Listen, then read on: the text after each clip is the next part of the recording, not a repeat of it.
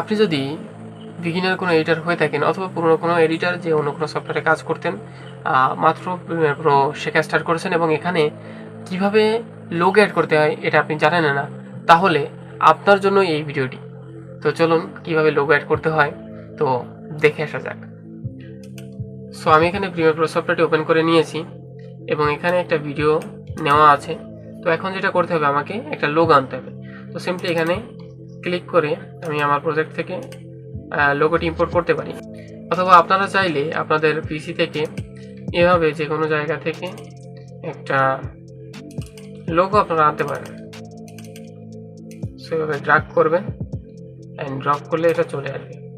তো এখন যেটা আমাকে করতে হবে, আমি সিম্পলি এখান থেকে এটাকে ড্র্যাগ অ্যান্ড ড্রপ করব। এখন এটাকে যেটা করতে হবে, রিসাইজ করতে হবে। তো এটাকে রিসাইজ করার জন্য আমরা স্কেলে যাব। স্কেলে যাওয়ার পর এটাকে ছোট করব। তোমার এটুকু প্রয়োজন, আমি এবার এটাকে উপরে নিব। দেন রাইট সাইডে কর্নারে নিতে যাচ্ছি উপরের দিকে, তো এখানে রাখলাম। তো এটা হচ্ছে সিম্পল লোগো অ্যাড করা।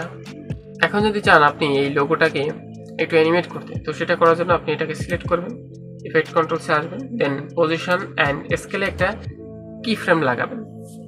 তো লাগানো হয়ে গেলে একটু সামনের দিকে নিয়ে এখানে আবারও কি ফ্রেম অ্যাড করবেন। সো এখন যেটা করবেন, এখানে গিয়ে এটাকে 0 করে দিবেন। সো 0 করার পর আপনি যদি প্লে করেন তাহলে দেখতে পারবেন সুন্দর একটা অ্যানিমেশন চলে আসছে। এবং লাস্টে আমি যদি একটা ডিফল্ট ট্রানজিশন অ্যাড করি এবং এটাকে যদি একটু বড় করে দিই, এবার যদি আমি এটাকে অন করি বা প্লে করি, দেখতে পারবেন সুন্দর একটা লোগো অ্যানিমেশন আপনার ক্ষেত্রে তৈরি হয়ে গেছে।